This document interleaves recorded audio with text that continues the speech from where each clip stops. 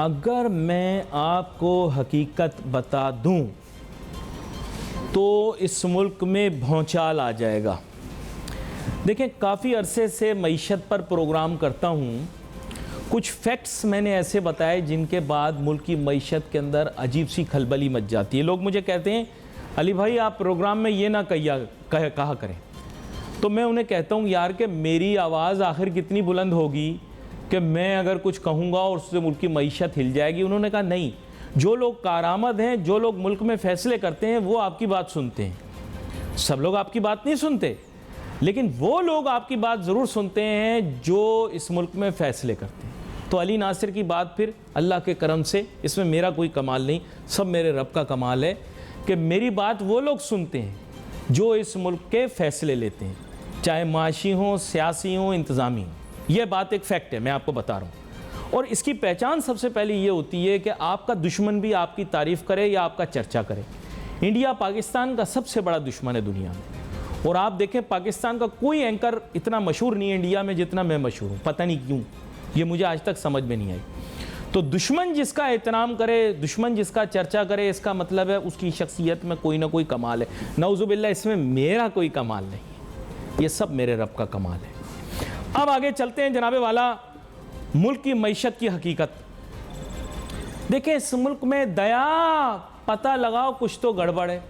Shopping mall खुले हुए हैं, महंगी महंगी घड़ियों की दुकानें, महंगी महंगी परफ्यूम की दुकानें हैं, वो खाली हैं। ज्वेलर की दुकानें, सोने का कारोबार, लोग कहते हैं उसमें बड़ी बरकत है, बड़ी बरकत है सोने के कारोबार में। सोनार बैठे हुए हैं, दुकानें खाली हैं। आखिर ये लोग कारोबार क्या कर रहे हैं, मुझे समझ में नहीं आई। डिफेंस में घूमता रहता हूँ, फिरता रहता हूँ, दोस्त अजीज भी सब यही हैं, अपन भी। तो घर देखता हूँ, बहुत सारे घर खाली हैं, ताले लगे हुए हैं। जाके पूछता हूँ, साहब ये घर किसका है, कौन इसका रिहायशी है? तो कहते हैं साहब सेठ साहब ने रख के डाल दिया है। अच्छा, खुद कहाँ रहते हैं? पता नहीं, बाहर मुल्क रहते हैं, कहीं कनाडा रहते हैं, कहीं यूके रहते हैं, कहीं और रहते हैं। अच्छा, खाली प्लाटों की भरमार है। सर कोई तो गड़बड़ है, दया पता लगाओ, कुछ तो गड़बड़ है, कुछ तो गड़बड़ है। यहाँ पर गाड़ियाँ फिर रही हैं, 4 व्हील ड्राइव, जबरदस्त टापो टाप सड़कों पर, कच्ची नंबर प्लेट लगी, समझ नहीं आई। क्वेटा में भी तो गाड़ियां बहुत मिलती हैं, क्यों भाई, मिलती हैं ना? आगे समझ तो आप गए हो।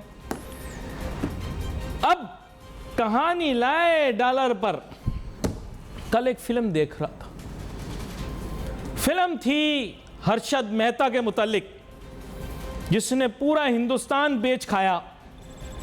मैंने फिल्म को गौर से देखा। स्टेट बैंक के गवर्नर से भी गुजारिश करूंगा, स्टेट बैंक के गवर्नर आजकल कौन चल रहे हैं यार? अच्छा, उनसे भी गुजारिश करता हूं, स्टेट बैंक के गवर्नर से, कि आप देखें वो फिल्म, वो सीरीज देखें आप, आपको पता लगेगा हर्षद मेहता ने क्या किया। उसने मनी मार्केट में खेला। मैं ये नहीं कह रहा कि हमारे मुल्क में लोग मनी मार्केट में खेल रहे हैं, मुझे शक है पाकिस्तान में लोग फॉरेक्स मार्केट में खेल रहे हैं। और पता नहीं क्यों, एक एंकर होने के नाते, इल्म और तदरीस से के शोबे से ताल्लुक़ रखने वाले मेरे बहुत सारे शागिर्द स्टेट बैंक में काम करते हैं भाई। जिन बच्चों को मैंने पढ़ाया स्टेट बैंक में काम करते हैं, वो सीनियर पोजीशनों पर। मेरे जहन में ये सवाल आया, क्यों ना हम ये पता करें कि क्या फॉरेक्स मार्केट के अंदर भी कोई गेम तो नहीं खेल रहा, और किसी की नज़रों से ओझल इसमें कोई ना कोई गड़बड़ चल रही है, बहुत बड़ी गड़बड़ चल रही है। डॉलर कभी नीचे कभी ऊपर, कभी नीचे कभी ऊपर। ये क्या शहबाज गिल का ब्लड प्रेशर है कि कभी ऊपर जा रहा है, कभी नीचे आ रहा है, कभी ऊपर जा रहा है, कभी नीचे आ रहा है? ये क्या चक्कर है? इस ड्रामे का हम मालूम करने की कोशिश करेंगे। मेरे साथ बहुत ही अहम मेहमान शामिल गुफ्तगू हैं, इस शोबे से वाकिफ डॉक्टर मिर्ज़ा इख्तियार बेग साहब किसी तारुफ के मोहताज नहीं हैं, साबिक SVP FPCCI भी रहे हैं, मुतअद्दिद अहम ओहदों के ऊपर फाइज रहे। वेलकम करता हूं सर आपको शो में। बहुत शुक्रिया। और इसके साथ साथ FPCCI की जो बैंकिंग कमेटी होती है, ये मुझे बता रहे थे 13 साल तक उसकी सरबराही करते रहे एक या दूसरे किरदार में। सर ये क्या गेम है? आप साबिक बैंकर भी हैं, लोग बहुत कम इस चीज़ से वाकिफ़ हैं, तो आपको इस चीज़ का पता है। आपके ख्याल से क्या ओवरसाइट नहीं होनी चाहिए पाकिस्तान में इन बड़े बैंकों के ट्रेजरी डिपार्टमेंट्स? गोरों को तो सबको आपने भगा दिया है पाकिस्तान से, जो यहाँ बाकी बच गए इनको मालूमात करो, ये क्या सौदे कर रहे हैं, ये क्या डॉलर हिचकोले खा रहा है, हमें भी तो पता लगे कुछ। जी देखिए, आज का आपने बहुत ही अहम टॉपिक पे चुना है और ये बात बिल्कुल सही है आपकी, मैं इत्तेफाक करूँगा कि डॉलर जो है एक स्पेकुलेटिव बिजनेस बन गया है और इसको उर्दू में अब सट्टेबाजी कहते हैं, और उसमें जो मुनाफा हासिल हो रहा है वो अनप्रेसिडेंटेड है। लेकिन ये सब मैनिपुलेटेड है, ये सब मैनिपुलेटेड है। अब मैं आपको चंद रीज़न बतलाऊंगा डॉलर की। पहले तो हक़ाइक़ पे डॉलर जो बढ़ रहा था वो तो ये थे कि हमारे रिजर्व्स कम हो रहे थे, हमारे फॉरेन रिजर्व 7.5 बिलियन रह गए, 20 बिलियन डॉलर होते थे एक साल पहले। प्रेशर है बैलेंस ऑफ पेमेंट का, कर्ज़ों का, इसलिए रुपी जो है वो अंडर प्रेशर है और रुपी जब गिरता तो डॉलर बढ़ रहा है। लेकिन जो दूसरे स्पेकुलेटिव फैक्टर्स हैं जो डॉलर को सट्टेबाजी की तरह ऊपर लेके जा रहे हैं, उसमें पहली चीज़ तो है मुल्क में डॉलराइजेशन हो गई है। लोगों का एतबार मुकामी करेंसी पे अब नहीं रहा है, लिहाजा वो डॉलर तकिए के नीचे रखते हैं, $1000 हों, 5000 हों, 10,000 हों, ये से ज़्यादा हों। तो डॉलर की तलब बढ़ गई है मार्केट में। दूसरे डॉलर का अफगानिस्तान स्मगलिंग भी हो रही है पेशावर के रास्ते। वहाँ पे मैंने एक वक्त पे मैं रेट चेक कर रहा था तो पेशावर में 250 रुपये का डॉलर और काबुल में 255 रुपये के डॉलर ट्रेड हो रहा था। तो इतना आप फ़र्क देखें। आपने मेन स्ट्रीम नहीं किया ना उनको, इसलिए आपने उनको मेन स्ट्रीम नहीं किया क्योंकि उनके फॉर्मल आप उनसे चैनल नहीं रख सकते। ये बिल्कुल। प्लस डॉलर पर की जो एक दबाव है, वो अफगानिस्तान की इंपोर्ट जो है उसकी भी पेमेंट हम उनके डॉलर की जो यहाँ से कर रहे हैं। तीसरी चीज़ जो डॉलर का दबाव है कि हमारा फर्नेस ऑयल की 18 से 19 बिलियन डॉलर और खाने पीने की अशिया ज़रूरी अजनास की 8-9 बिलियन डॉलर तक पहुंच गई, जिसका करंट अकाउंट हमारा। ये बड़ी अहम गुफ्तगू हो रही है और इन्होंने बड़ी वजूहात वो बयान की हैं जिसकी वजह से ये हो रहा है। अवाम की आंखों में धूल झोंक दिया गया, उनको कहा गया हम बड़े प्यारे हैं, हम बड़े अच्छे हैं, बैन-अल-अक़वामी साजिश हो रही है हमारे खिलाफ। ठीक है, हमारे खिलाफ हिंदुस्तान साजिश कर रहा है, हमारे खिलाफ बैन-अल-अक़वामी क़ुव्वतें साजिश कर रही हैं, उनके पास पूरा दिन कोई काम नहीं है, पाकिस्तान का नक्शा सामने रख के ऊपर डब्बू और शटापू खेलते रहते हैं। ठीक है, लेकिन दर हकीकत रियलिटी ये है कि पाकिस्तान का नाम हमारे अपने ही मुल्क के शहरियों ने और बाअसर लोगों ने ख़राब किया। मैं आपकी जाने बातें हुए डॉक्टर साहब जी 2 नुकात आप बताइएगा, मैं अगर ये 2 जुमले बोल दूं। सबसे पहले हमारे मुल्क का इमेज जो ख़राब किया वो ह्यूमन स्मगलिंग के ज़रिए किया, जो कि एक पनिशेबल क्राइम है। इसमें पाकिस्तानियों ने, बासर पाकिस्तानियों ने लोगों को कंटेनरों में लाद लाद के यूरोपियाई ममालिक और ऐसे ममालिक में भेजने की कोशिश की जहाँ पर खुशहाली है, और फिर ये पकड़े जाते हैं। इसकी वजह से पाकिस्तान का नाम बहुत बदनाम हुआ, बहुत बासर लोगों का नाम इसमें है मौजूद। खान साहब जो कहते हैं बैन-अल-अक़वामी साजिश हुई, तो खान साहब आप अपने इर्द गिर्द भी देखें ज़रा, हो सकता है कोई बंदा मिल जाए ऐसा। अच्छा खैर, एनीवे, दूसरे लोग वो थे जो वेपन्स की स्मगलिंग कर रहे थे, कॉन्ट्राबैंड की कर रहे थे, और कुछ लोग ऐसे मवाद की कर रहे थे जिससे ताबकारी के असरात भी हो सकते हैं। डॉक्टर मिर्ज़ा इख्तियार बेग साहब, हमारे अपनों ने ही हमें खंजर मारे। खैर आप बता रहे थे, माजरत मैं इन तमाम वजूहात बयान कर रहे थे के बारे में तो कुछ नहीं कह सकता, लेकिन मैं डॉलर के सब पता है आपको, सब पता है, आप PhD हैं इस शोबे के, आपको सब पता है। मैं डॉलर के बारे में ज़रूर अपना पॉइंट ऑफ व्यू बतलाऊंगा। फिर जब ये देखा कि डॉलर में 240 तक पहुंच गया, तो कुछ एक्सपोर्टर्स ने अपनी एक्सपोर्ट प्रोसेस बाहर रोक ली, यानी जिनको आना था उन्हें आने के बजाय कहा कि 15 दिन 20 दिन हम देखते हैं, डॉलर और ऊपर जाएगा तो हमें फ़ायदा होगा, उसको मंगाएंगे। उससे डॉलर इनफ्लो भी कम हुआ। उसके साथ एक और चीज़ ये देखने में गई कि जो हमारी बैलेंस ऑफ पेमेंटें थी यानी कर्ज़ों की अदायगियाँ, क्योंकि IMF का सिर्फ स्टाफ लेवल एग्रीमेंट साइन हुआ था। IMF की जब तक किस्त आपको डिसबर्स नहीं होती 1.17 बिलियन डॉलर की 7th रिव्यू और $1 बिलियन की 8th रिव्यू, मुबैना डॉलर के साथ ऐसे ही खेल होता मुबैना रहेगा। शराइत में शायद ये शामिल है कि इंटरेस्ट रेट बढ़ाना आपने बढ़ाया है। मुबैना तौर पर देखिए, पॉलिसी रेट जिसे मॉनेटरी पॉलिसी गवर्न करती है, ऑलरेडी हम 15% पे ले गए हैं। जो स्टेट बैंक का पॉलिसी रेट है, जिसकी वजह से बैंकों के रेट जो है लैंडिंग 17%, 17.5%। इसमें ना कोई नई सनत लग सकती है, ना इंडस्ट्रियलाइजेशन हो सकता है, यानी इस मुल्क के माफियाज IMF से ज्यादा मजबूत हैं। नहीं, इस मुल्क के माफियाज, या आप उनको अगर डिसेंट लफ्ज देना चाहें, कार्टेल्स, इंडस्ट्रीज, सेक्टर्स, ये ज्यादा मजबूत हैं। IMF तो कुछ बेचता ही नहीं उनके आगे। IMF की रिक्वायरमेंट थी कि आप अपनी इकोनॉमी को स्लो डाउन करें, और इकोनॉमी को स्लो डाउन करने के लिए उन्होंने टाइट मॉनेटरी पॉलिसी यानी मार्कअप रेट बढ़ाए 15% पे। इस बार उन्होंने उसको पहले पे जो 15% था रहने दिया, लेकिन ये अब वो रेट हो गए हैं। बैंकों के लैंडिंग रेट 17, 17.5%। इस पे ना सनत लग सकती है, ना इंडस्ट्रियलाइजेशन हो सकती है, ना इन्वेस्टमेंट आ सकता है। तो आप बीबी के दौर में उन मीटिंगों में बैठे हैं जब NDFC का 22-24% रेट होता था। जी जी, आप बैठे हैं, तब इंडस्ट्री कैसे लगी है? आज 17% पे आप कह रहे हैं इंडस्ट्री नहीं लग सकती। आप उन मीटिंगों में बैठे हैं बीबी साहिबा के साथ जब हयात थी, वो जब 22-24% रेट था। फाइनेंशियल कॉस्ट एक बहुत बड़ा एलिमेंट होता है इन्वेस्टमेंट का। जो प्रोजेक्ट आप लगा रहे होते हैं, अब वो प्रोजेक्ट इतना कंपटीशन बढ़ गया है कि उसमें मार्जिन प्रॉफिट इतना नहीं है कि आप 20, 25, 27% के ऊपर बैंक को दे भी दें और ख़ुद भी मुनाफा कमा लें। ये नहीं हो सकता। और जिन्होंने ऐसे डाला है तो या तो वो पैसे निकालने के लिए उन्होंने किया है, या उन्हें पता चाबी एक दिन उन्हें देनी है, क्योंकि ये वायबल ही नहीं है। तो मैं ये समझता हूँ कि अब हुकूमत को क्या मेजर्स करने चाहिए। पहली चीज़ तो हुकूमत को ये है कि ये ट्रेजरीज़ को ज़रा सा रेगुलेट करे। हमारी ट्रेजरीज़ जो हैं वो आज भी 5-5 रुपए का फ़र्क से बाइंग सेलिंग में डॉलर सेल और स्टेट बैंक के डोमेन में है ये, सही है ना। तो एक तो हमारी ट्रेजरीज़, बैंकों की जो ट्रेजरीज़ हैं, ख़जाने जिसको कहते हैं, जो डॉलर ख़रीदते हैं और बेचते हैं, उनको रेगुलेट करें। 1 रुपए का मुश्किल से 1.5 रुपए का फ़र्क होता था डॉलर बाइंग में और डॉलर सेलिंग में। मेरे पर सबूत है, ज़ुबैर तुफैल साहब ने मुझे अपने पेपर भेजे हैं बैंकों के, जहाँ 5-5 रुपए बाइंग और सेलिंग के फ़र्क के उन्होंने इम्पोर्ट बिल रिटायर करें। तो उससे भी पैनिक होता है।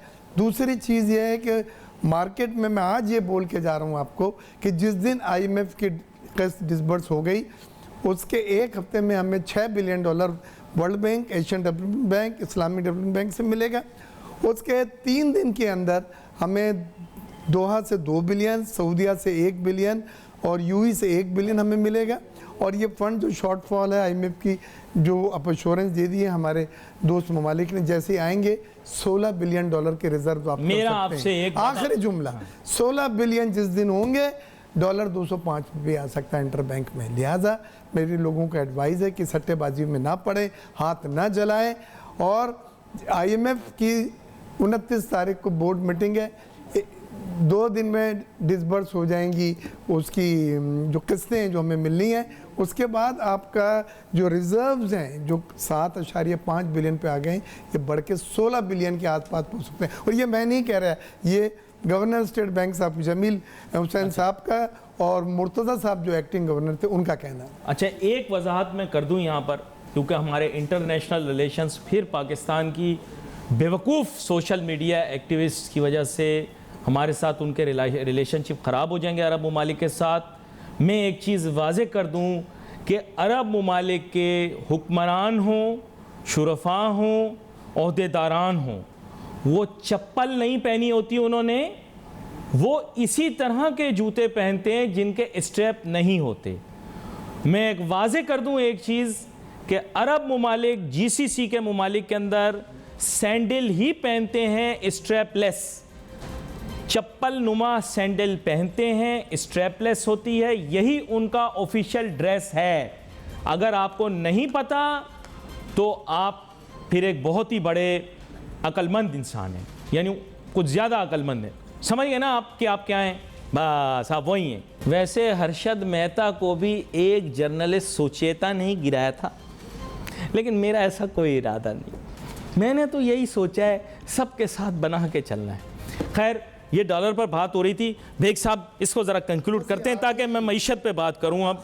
हाँ, मैं ये कह रहा था कि पिछले दिनों हमने सबने देखा कि पाक रुपीज़ में जो फ्लक्चुएशन है वो 240 से 205 भी हो गया था। 25 रुपये 30 रुपये का फ्लक्चुएशन था। ये एक अच्छा साइन नहीं है। आपकी करेंसी की टांगें इतनी कमज़ोर हैं कि वो खड़ी नहीं रह सकती, मुस्तहकम नहीं हो सकती। उसमें जो फ्लक्चुएशन 25 रुपये 2 दिन में 3 दिन में अगर होता है तो ये एक मुस्तहकम इकॉनमी की निशानदेही नहीं करता, और ये इससे फ़ायदा उठाया जा रहा है। ये जो स्पेकुलेटर्स हैं, लोगों को डरा के कि जी 300 रुपये का डॉलर हो जाएगा और उन इन्वेस्टमेंट करा रहे हैं, तो खुदारा डॉलराइजेशन मुल्क में जो इसको डिस्करेज करें। हमें अपनी करेंसी पे फेथ, ये जो अर्दोगान साहब थे, जो प्रेसिडेंट थे तुर्की के अभी भी हैं, उन्होंने यही उनके यहाँ हो रहा था डॉलराइजेशन। उन्होंने एक दिन आके ऐलान करा कि तुर्की के लिए आज आप डॉलर बेचेंगे। 2 दिन में 1 अरब डॉलर बिके थे, और वो करेंसी जो उनकी इतनी ऊपर चली गई थी, जो तर्किश लेरा है कि मैं बतला नहीं सकता। अरे सर, हमने सैकड़ों साल गुलामी में गुजारे और उन्होंने दुनिया पर हुकूमत की है। तुर्कों में हमें बड़ा फ़र्क है। खैर, एनीवे, इस मौजू पर भी हम बात करते हैं। मेरे पास कुछ अहम नुक्ते मईशत के हैं, लेकिन मैं थोड़ा रुख मोड़ूंगा, और क्योंकि आपकी पीपल्स पार्टी से वाबस्तगी, इसलिए मैं थोड़ा सा सियासी तड़का भी लगाऊंगा इसमें। सैलाब तो जुलाई से आया हुआ था। सिंध में तो शहरों के अंदर पानी कब से खड़ा हुआ है, मैं गवाह हूँ इसका। मैं जुलाई के अंदर खुद गया हूँ अंदरून सिंध में, देख कर आया हूँ। तो आप लोगों ने एन 245 के इलेक्शन में हारने के बाद ही क्यों फैसला किया कि सिंध में सैलाब आया है, और सैलाब ज़दगान का दुख और गम उसको देखकर आपने इमरजेंसी लगा दी? ये समझ नहीं आया कुछ। यानी यही 4 दिन बारिश, हफ्ता बारिश हुई, सैलाब आ गया। इससे पहले बारिश नहीं हुई थी। मैं आपको देखें, बारिश तो हो रही थी, लेकिन बारिश की ग्रेविटी थी, जो शिद्दत थी, वो नहीं थी। जब ये बड़ा, और पूरे सिंध में मैं खुद मटियारी ज़िला और हैदराबाद वगैरह में मखदूम महबूब अहमद साहब के साथ देख कर आया था, और हमने और कुछ लोगों ने मिल के इमदाद के लिए भी, और बलूचिस्तान के लिए वो जो सिंगर हैं हदीका कयानी की डिमांड पर, वो भी, तो जो भी हैसियत से कर सकते हैं कर रहे हैं। लेकिन बिलावल साहब ने अपना यूरोपियन यूनियन का दौरा कैंसिल करा। वो 3 दिन के लिए यूरोप जा रहे थे, और मीटिंग फाइनल थी 1 दिन बाद। उन्हें जब ये बतलाया गया यहाँ की सिचुएशन ऐसी है, वो आए, और वो 2 दिन पूरे सिंध का उन्होंने दौरा करा। चीफ मिनिस्टर साहब को भी लेके गए, जहाँ हेलीकॉप्टर में जा सकते थे वहाँ हेलीकॉप्टर में गए, और जहाँ वैसे वो जा सकते थे। और उन्होंने अब जो कैंप्स लग रहे हैं, और फिर मुझे यहाँ पे शुक्रिया मैं अदा करता हूँ, यूई कौंसल जनरल है रहमा अल रुमैती बखीत, जो यहाँ के कौंसल जनरल है यूई के, उसका बेटा रेड क्रॉस का सदर बना है यूई का पाकिस्तान के लिए। वो जिस तरह से पानी में जो लावा अपना गीला कर कर के फिर रहा है सिंध में, और जो कैंप्स लग रहे हैं, जो खाने पीने की अशिया आ रही हैं, मैं आपको यकीन दिलाता हूं कि मैंने इतना डेडिकेशन नहीं देखी। तो अब एक महम सिलसिले से काम ज़रूर हुआ, लेकिन ये बारिशें कोई 600% ज़्यादा हुई हैं, कोई 400% कहीं पे ज़्यादा हुई हैं। ये नॉर्मल 10, 15, 20% ज़्यादा बारिशें नहीं हैं। नहीं, वैसे ये एक बात है। अगले दिन भी हम बैठे हुए थे, तो हमारे यहाँ काफ़ी लोग जो तदरीस से ताल्लुक़ रखते हैं अंदरून सिंध से आए हुए थे। हमारे एक साथी हैं, उन्होंने बताया कि दादू के नज़दीक उनका गांव है, वहाँ पर भी पानी खड़ा हुआ है। दूसरे अजीज़ बताने लगे वो नवाबशाह के नज़दीक हैं, वो कहने लगे गांव ज़ेरे आब आ गया पानी के। तो यानी it's distance is a lot, जैसे टेलिंग। फसलें जो ख़राब हुई हैं सखर में, खैरपुर में, खजूरें जो मेन एक्सपोर्ट होती थी, फसलें ख़त्म। कॉटन की फसलें, मुझे समझ में नहीं आ रहा है, हमारी 13 मिलियन बेल्स की रिक्वायरमेंट इस बार 6 मिलियन बेल हो पाएगी, 7 मिलियन बेल हो पाएगी। फसलें बुरी तरह मुतासर हुई, वो और लाइव स्टॉक बह गए। बात कुछ ऐसी है कि सर अब हम आ गए हैं in very very difficult waters. अब प्रॉब्लम ये है कि पाकिस्तान के कोर इकोनॉमिक इंडिकेटर्स सही पॉइंट नहीं कर रहे। करंट अकाउंट डेफिसिट वाइडन होगा, 1.2 बिलियन। ट्रेड डेफिसिट वाइडन होगा, बढ़ेगा।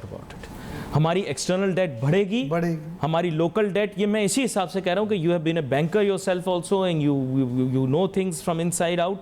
तो ये बात ये कि ये हमारी एक्सटर्नल इंटरनल डेट दोनों बढ़ी। बिल्कुल। फिर साथ साथ आपने ब्रेक के दौरान बताया कि हमारे ऊपर एक बहुत बड़ा पावर्टी अटैक आने वाला है आफ्टर दिस फ्लड। जब आपका पॉवर्टी अटैक आएगा तो फिर आपका पर कैपिटा जीडीपी नीचे जाएगा। सॉरी टू से, दैट्स द लॉजिकल कंक्लूजन।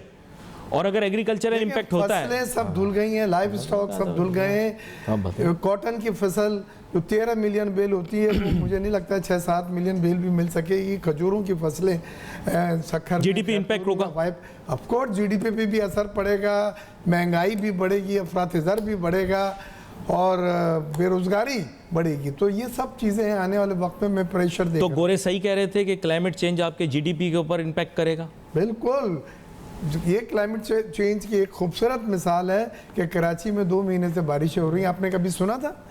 इतने बार बार स्पेल आ रहे हैं। मौसम की तब्दीलियों के ये असरात हैं। हमें उसके लिए अपनी कौम को तैयार करना है, तमाम हिफाजती मेजर्स लेने हैं। अब आप इसको एक सिर्फ थ्योरेटिकल नहीं समझ सकते, बल्कि प्रैक्टिकली आपके सामने है। उन्होंने आपको कहा कि आप जगह जगह पर वाटर रिजर्वायर बनाएं, आपने बजट में कितनी एलोकेशन? देखिए, एक बात कम से कम अच्छी हुई है, हब डैम जो है उसमें जो पानी जमा हुआ है वो 3 साल के लिए पानी कराची को सप्लाई कर सकता है, अगर ये हाइड्रेंट माफिया को बीच में से हटा दिया जाए। अब ये हुकूमत पे है कि वो जो पानी अल्लाह ताला ने कराची वालों के लिए दिया है वो 3 साल के लिए फुल हो गया बिल्कुल। लेकिन हमने एक्सपर्ट्स इसी तरह सिंध में भी जो छोटे डैम है वो भरे गए हैं और 2-2, 3-3 साल के लिए वो पानी सप्लाई कर सकते हैं। अच्छा, लेकिन यहाँ पर एक टेक्निकल एलिमेंट है, मैं खैर उसकी डिटेल में तो नहीं जाऊँगा, आप इन्वायरमेंटल चीज़ों पर रिसर्च भी करते रहते हैं। सब सॉइल या जिसे आप कह सकते हैं वाटर टेबल जो है उसमें भी राइज़ हुआ है, और चंद लोग ये कह रहे हैं कि इसको मज़ीद राइज़ करने के लिए ह्यूमन इंटरवेंशन की ज़रूरत है, कि हम डिग करें या कोई आई डोंट नो, कुछ डॉक्टर साहब भी हैं शायद, उन्होंने भी शायद कुछ ये एक्सपेरिमेंट किया है कि उन्होंने कुएँ भरे हैं। हमारी बारिशें ना होने की वजह से जमीन में जो वाटर लेवल की सतह थी वो नीचे बहुत चली गई थी। कुएं वगैरह लगाते थे तो वो पानी की सतह नहीं निकलती थी और पानी सही नहीं होता था। लेकिन अब जो बारिशें हुई हैं उसमें सतह भी बढ़ी है और पानी की क्वालिटी भी बढ़ी है, लिहाजा आप सब सॉइल वाटर को आप इस्तेमाल कर सकते हैं। ये बड़ा अहम नुक्ता है बहुत। और इवन इन इंटीरियर सिंध भी बहुत सारे डैम्स इसलिए बनाए गए हैं so that the water table is maintain. बहुत कम लोग जानते हैं, but this is a science. अच्छा, यहाँ पर मैं आगे चलते हुए एक और चीज़ आपको बताना चाहूँगा। सर, क्लाइमेट चेंज के लिए वो चाहते हैं कि आप री इन्वेस्ट भी करो, बल्कि वो आपको पैसे भी देने के लिए तैयार है।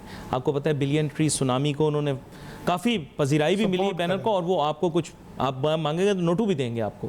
लेकिन दूसरी जो उन्होंने आपसे बात की है वो उन्होंने कहा है कि आपका one of the most vulnerable water resource जो है वो आपका इंडस बेसन है, क्योंकि यहाँ पे फ्लड और ड्राउट दोनों का चांस है। इशू ये है कि आपने एनवायरनमेंट को डिस्ट्रॉय कर दिया है, कैसे रिप्लेनिश करेंगे इसके बारे में थोड़ा। देखिए, हमारा सबसे बड़ी कमज़ोरी है वो यही है कि इंडस वाटर ट्रीटी के मुताबिक जब इंडस पानी आता है तो वो समंदर में बहा दिया जाता है। पूरी दुनिया इसको नेगेटिव लेती है। इसके लिए डैम बनाने थे, उस पानी को यहाँ रिजर्वायर के तौर पे महफूज रखना था और यहाँ के एग्रीकल्चर के लिए और आदमी के लिए उसको सप्लाई करना था। लेकिन हमने डैमों को भी सियासत के नज़र कर दिया। कालाबाग डैम गाली बन गई है, हालांकि सबसे बड़ा और वाइबल प्रोजेक्ट जो है वो कालाबाग डैम है।